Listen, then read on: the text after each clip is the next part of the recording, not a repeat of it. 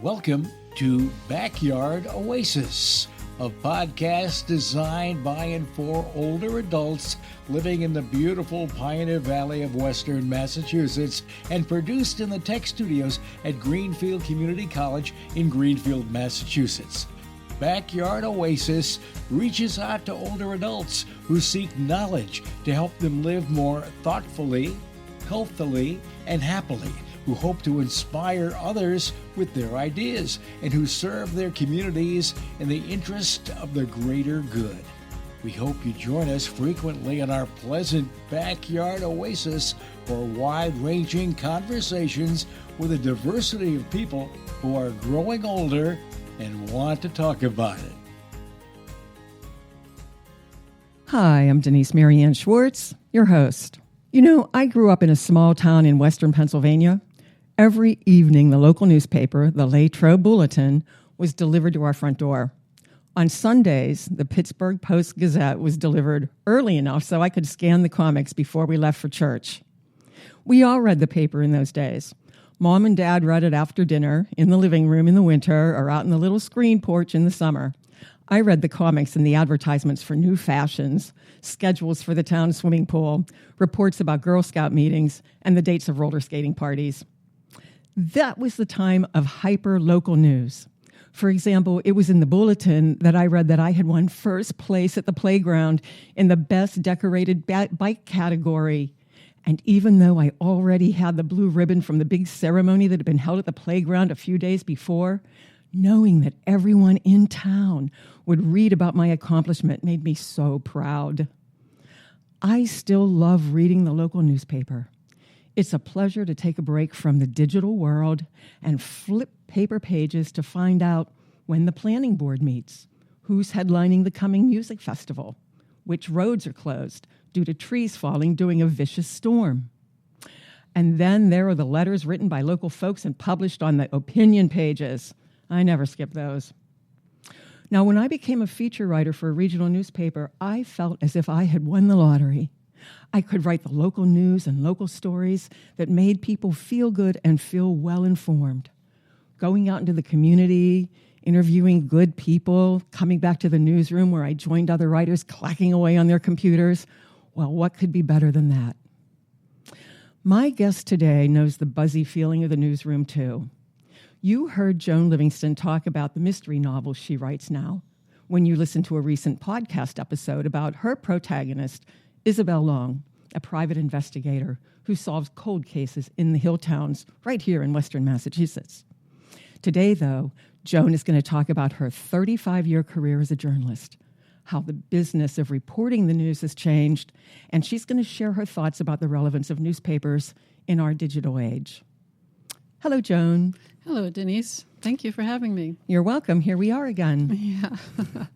So you told me that you've been a reporter, a line and copy editor, and editor-in-chief for 4 newspapers in Massachusetts and New Mexico, and you never took a course in journalism. That's right. How did that happen? Well, I read newspapers starting as a child. Actually, I just remembered my father was in charge of all these sports leagues, and he only went to school as far as maybe 5th grade. And so when I got to be about in 3rd or 4th grade, well, no, he actually went longer than that. But okay. When I got to, well, I think he probably dropped out when he was in 7th or 8th grade. But I would write the write-ups for him, and then he would, before school, he would bring me to the New Bedford Standard Times, and I would go up the stairs, and there would be a sports editor there, and I would hand him my handwritten news piece.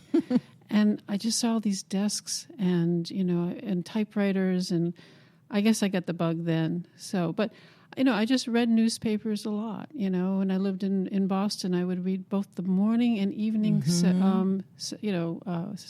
Boston Globe. Right. And I just got bitten, I did too, and there's something about that newsroom. I just remember that feeling. I remember we'd be sitting there writing a story, and somebody would say, "Hey, how do you spell blah, blah, blah?" And somebody else would say, "Yeah," and they'd spell it out. And there was like this exchange of information that was just really exciting. Yeah, I also think I was born with the curiosity gene. Yeah, curiosity makes a big difference when you're going out and getting a story. But okay, this is not about me. This is about you, Joan. So tell us a little bit about what you did. You said you started. Well, tell us how you started. I was the Worthington correspondent for the Daily Hampshire Gazette. In those days, they had people being paid by the inch, and they would cover the little towns. And I would go to select board meetings if there was a fire, feature stories about local people. And eventually that increased, and I became the Hilltown reporter, and I was actually on staff for that.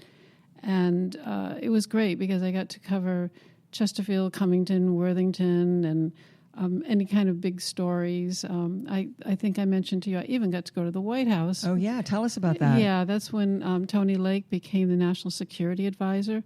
And he gave me a profile, sat down for a profile when he was first named by Bill Clinton.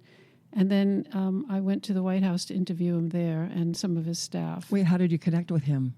How did that story get given to you? He lived in town. He was in Worthington. Oh, I didn't know that. Yeah, and he was on.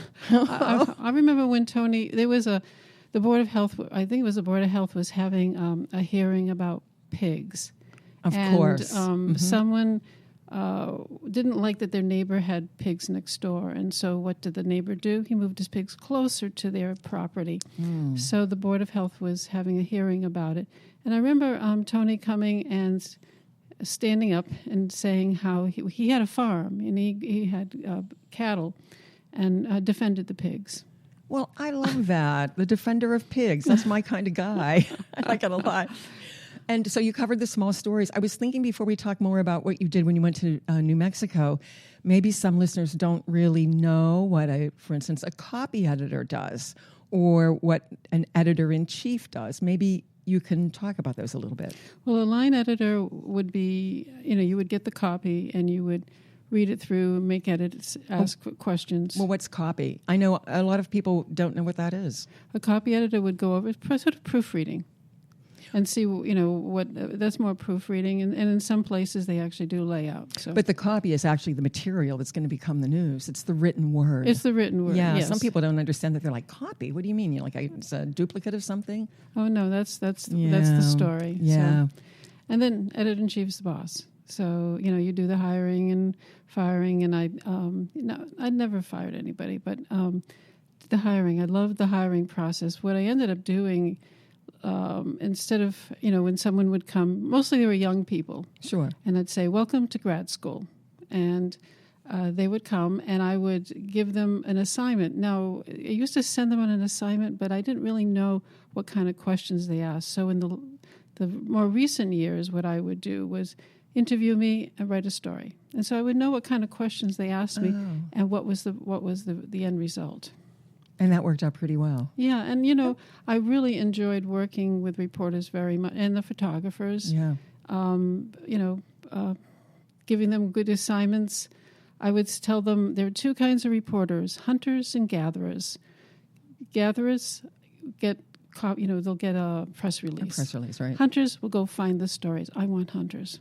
Wow, that sounds sort of intimidating. No, it wasn't. It was fun. No.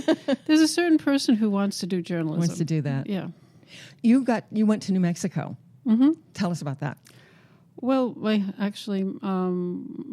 husband and I went to visit someone there, and when we came back, we said, do you want to be doing what you did for the past 10 years? And we both said no. So we sold our house and moved there. And almost immediately, I started doing freelance for the Taos News, which is a really great paper. And then I became copy editor, and then I became editor-in-chief there. And that was such an interesting position. Why? Well, New Mexico, in Taos specifically, you have a really interesting mix of people. Let's say 60% Hispanic, which is many people who came over like during the time of Coronado, and also Mexican nationals. And then you have about 10% Native American, which is Taos Pueblo. And then you have what they call gringos. Right. And you were one of them. I was a gringa, yeah. And it was an interesting place to live because there was a lot of second homes there, but there was a lot of poverty. And, it was also a tourist area. And so people, if you didn't have like a good job like I had, you used to have to work 3 different jobs in order to be able to afford to live there. I'm talking more about the gringos. I see. But it was an interesting, I was expected to write hard-hitting editorials. It was the first time I actually had to express my opinion. Now, as a reporter, I never could do that. That's right. What's the difference between those two positions? Some listeners might not know. Well, your opinion doesn't count. I can recall... As a reporter, it does not count, and it should not count. You present the facts, you get people to talk on both sides of an issue, and let people decide for themselves. You do information. You're providing information and sometimes entertainment. But we're going to come back to that after we finish talking about New Mexico, because we have a lot to say about how news reporting and news gathering has changed. Okay, let's finish by talking about. You told me when you were in Taos that you got some threats, and you wanted to talk about that a little bit. Well, as I said, I had to do these hard-hitting editorials, so it was very interesting. And I can recall one time the Brown Berets marching in front of the newsroom, chanting my name. Later on, I got a chance to talk with them, and they realized they had been misled or misunderstood about a position I had taken in my editorials. I just remember there was I could go on and on. We'll go on a little bit. A little bit. All right. Well, New Mexico changed the rule that before what people were doing is if they were the county administrator, they would they would retire, and then they'd get hired back, and they would get their pension plus a hefty pay. And so New Mexico changed that, and there was a 6-month period which you could still do it, okay? And the county administrator for Taos retired, and he was hired back, and I criticized him for that. Oh. And I had a great political cartoonist. We would it was great. Bill Barron was fantastic, and this was a weekly paper, but it was a very strong weekly paper. And every week we would talk on the phone, and so I told him what I was writing about, and he made this cartoon of the town administrator dipping his feet into a swimming pool, and he had a towel wrapped around him and called it Double Dippin' Sammy. Oh. And he was furious. So he wrote a letter to the editor. It was actually my turn. And he said, if the Taos News editor, let me see, how did he reread that? If brains were rain, the Taos News editor would be dry. Oh, my goodness. He got fired. He did. Whoa. Yeah. Were you nervous about things like that when you had to write the opinion pieces? Did that make you, and then you'd get threats? Did you become concerned? I didn't get that many threats. Okay. But good. I actually loved it. Tell me what the Brown Berets are. There was just a group of, they were Hispanic, and they were very more political. I don't know if they still exist. Okay. They were actually very nice guys, but I think someone misled them into doing the protest. It was complicated. Isn't everything in the news these days? And I guess back in those days, too. But it was great to have a response to what you did.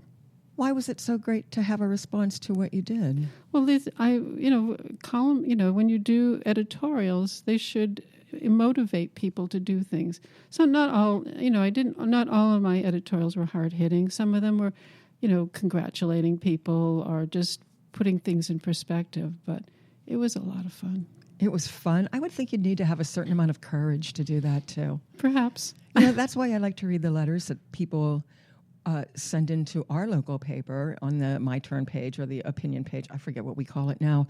I think it takes a lot of courage to send something in and know it'll be published when you're expressing your opinion as an everyday citizen. That's true, but there's also standards. Tell us about this. Well, you can't write a My Turn or a letter to the editor bashing somebody, especially when you're a public official. It's totally different. You are open to criticism, but if someone to say they suppose they were writing about a neighbor. That can't be published, There's certain standards, too. It can't be so personal, Don't you think we see some of that these days, though? I mean, I'm thinking about some of the things I've read recently where, in terms of people and how they see things different politically, one person will send in a letter that kind of says something about somebody who wrote something about a political candidate that person didn't tend to care about. Isn't that sort of looking at another? You're not in the business anymore, so you don't. I'm not in charge. Okay, but I was in charge of the editorial page. So. One more thing about when you were in Taos, you said that it was interesting because for the first time you were a minority. Mm-hmm. Tell me about that. Well, we were, like I mentioned before, was 60% Hispanic, 10% Native American. It was interesting to be, even though I'm 100% Portuguese, that doesn't really count. So, I don't know. It was just give you a different perspective on life. It was, I really enjoyed living there. And the news was very, very, very different, So you ended up returning to Western Mass. Mm-hmm. Tell us about that. Well, most of our family lives out here, and, we had a great adventure there, and we moved to, came back here. And after we were renovating our house that we bought, I saw an opening for a position at the Recorder. Couldn't resist. No, I couldn't resist. It was actually a couple of positions. One was the news editor, one was the, it would have been for the editor-in-chief position.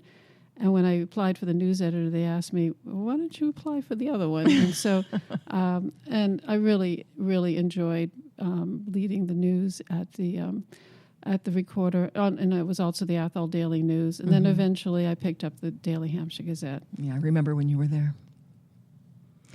So when you were there, was that while we were in the COVID pandemic? Yes. Mm-hmm. Now, we know that had a devastating effect on a lot of newspapers in particular. Advertising went down, but I would think that people were reading because a lot of people were at home. How did you experience that? Well, yeah, I mean, we had plenty of news. We had different angles we could do. And in terms of losing newspapers, that happened before that. There are holes in our country that where they don't have local news, And it was great for during the COVID, pandemic there, to provide information to people, to do updates. It worked, there was plenty to do. And people were working remotely. Some people, I went into the newsroom every day, didn't see any traffic. It was great. No, it was wonderful. That part was good. There were some good things about the pandemic, as long as you're one of those people who didn't really suffer from it or have friends, relatives who did. Yeah, there was plenty of news. But, yeah, they did have an effect because, businesses were suffering. And, one of the big incomes for newspapers is advertising. That's right. I was reading, I went online, and Psychology Today had an article on their online, what would we call it? Psychology Today online. And they said that over the past 30 years, journalism in the United States has gradually shifted towards more opinion-based content that appeals to people's emotions and relies heavily on argumentation and less on objective news coverage. Uh-oh. Tell us about that. Well, is that what you see? Is that what you see now that you're out of that business a little bit? How do you see that? There are still newspapers that do the news, and it's not so much entertainment. When I was a reporter, we had these notebooks, and on it said objective, accurate, fair. And that's the three important things as a reporter, you should keep in mind, Objective? Being objective, being accurate, and being fair. Okay. It irritates me that a lot of stories I read are not in that inverted pyramid. Well, I know what that is, but some listeners may not. Okay, so you have, you have your headline, then you have your lead, which is your opening sentence. Where you, this is what we're going to write about, and then this may be a nut graph that kind of puts things in perspective. And then as the news, and below it, you'll support it, with getting people to talk, you give documents or whatever. Now, sometimes when I read a lot of times when I read a story, I have to get to the bottom before I read what the news is about, and there's, the language is a little different, and I'm not a big fan of unnamed sources. What do you mean? We always had to say where we get our information from. And what do you think we're seeing now? I've seen, especially with a lot of national news, and unnamed sources, blah, blah, blah, Don't they say they have to do that for security reasons or something? I don't know. I would put more merit if it wasn't an unnamed source. I'm sorry. What about the way we're looking at news today? Do you think that newspapers, printed news, do you think newspapers are still relevant in today's really highly digitized world? Well, in my career, I went from the very beginning where you were talking about getting a big fat newspaper Right. in your news box or on your front step, coming in the afternoon, and that's when I first started. I think I told Denise earlier that I used to write my story on a typewriter and then drive it into the newsroom where a typesetter would put it into the system. And then I saw the slow change where, they would get a website. I remember when the newsroom only had 5 emails. Wow. And then it got, now it's people might not read the newspaper in paper form. And I think that's true of a lot of young people. Sure. But And a lot of older adults also. a lot of older adults, They're reading online. they're reading online. And so, it's still, you're still getting the information. I saw this commercial recently where I was on TV, and these 2 women are on a park bench, and the man's next to him reading a newspaper, a young man. And I said to my husband, no, he would be on his phone. He'd be on his phone. He'd be on his phone. And that's okay. We're going to have to accept that there's that change, Just think about when we were kids, there were 3 television channels. Right. Now, how much do they have? Right. There was no social media. There's plenty of social media now. We just have to be smart readers. How do we do that? Well, you hope that they present both sides of an issue. Well, we know that doesn't happen. Well, then find another source, Are people going to take the time to do that, though? Are we sad? Do we want to know more? I don't know. I can't speak for everybody. I know I do. So do you always check your sources when you're reading something? Well, that's why I like Heather Cox Richardson. Because when she does Substack, she's a journalist, and she will list on the bottom, links to where she got her information from. She's very thorough, You said that being a reporter helped you break a 25-year writer's block. Yes, it did. How did it do that? Well, in college I wrote poetry, and I wanted to be a poetess, Yeah. And then I had 6 kids. Well, that would give you material. No, that drained any creativity out of me. And so when I became a reporter, I was putting one word in back of the, or in front of the other, or in the back of the other, whatever. And that changed that, and I started writing again. And I learned a lot about writing very simply and very fast. From being in the news media. Mm-hmm. Yeah. There's no adjectives in news media. Tell me what you mean. Oh, well, I know that nobody ever uses the word locally anymore. Let me go back. Very few adjectives. No adverbs. No adverbs. Yeah. Yes. Maybe in a feature story you might find that, because when you do those things, you're putting a judgment on stuff. Well, I mentioned locally because this isn't really putting a judgment on anything, but it's one of the things that drives me nuts when I read almost any medium and we say something like, shop local. And I'm like, no. It's locally. It's an adverb. And I just feel like these things are just not being paid attention to anymore, but that's my little thing. Okay. I'm sure we all have them. Well, so where do you think we're going to go with the news now? Well, I guess we'll find out, I think you'll see, I wish I had a crystal ball and can tell you, in terms of, you think that people will still be getting their paper in their mailbox or their in the front steps? I don't know about that. You think they're going to care? I mean, look at where we are now. I mean, we could talk about some not local, but some current news. And I think you mentioned that you wanted to mention something that just happened. Well, I think this whole story about the Atlantic with Jeffrey Goldberg accidentally being included in some high-level chat, that was really interesting. And the fact that, he was brave, they're brave enough, the Atlantic, to print, to show that, yes, this is indeed happened. It wasn't fake news. It wasn't a hoax. It wasn't this. It wasn't that. I think that was a very interesting experience. I was surprised that they actually divulged as much as they did.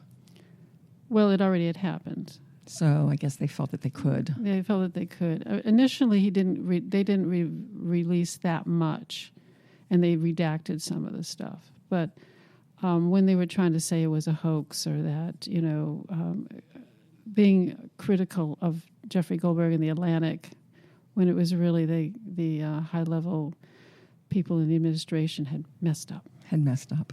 Oops. Well, hey, before we mess up, what should we leave our listeners with?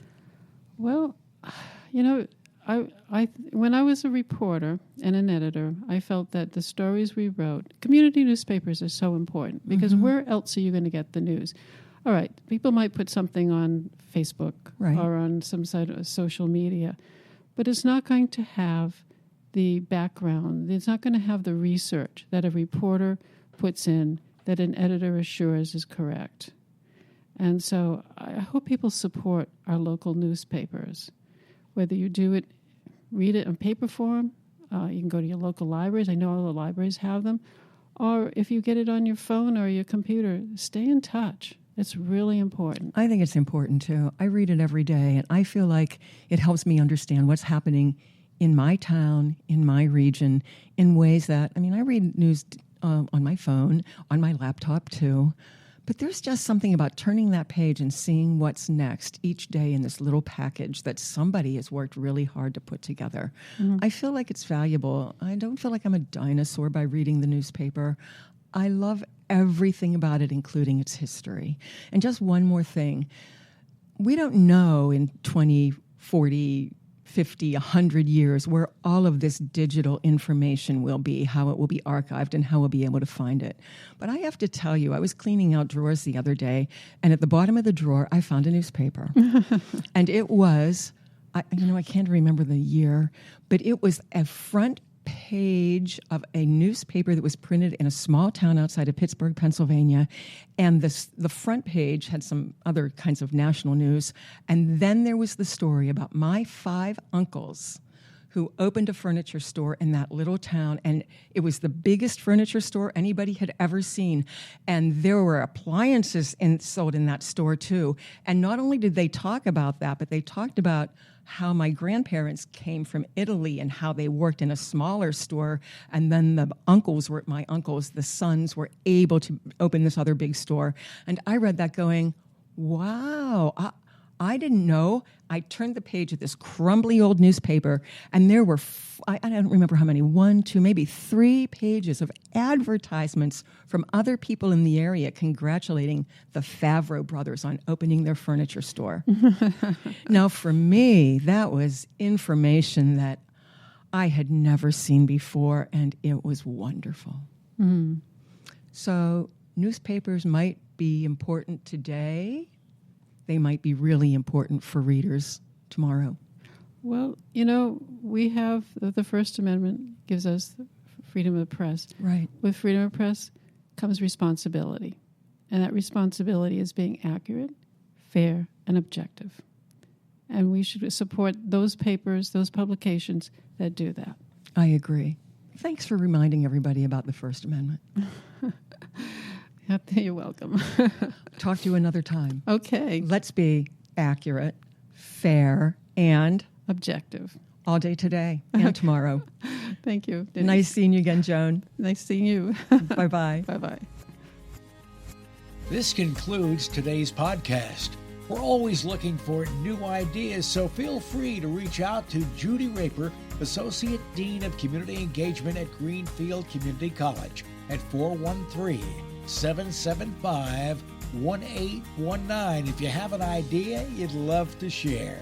Special thanks to the creators of Backyard Oasis, Denise Schwartz, Chad Fuller, Dennis Lee, and Christine Copeland. Have a great day.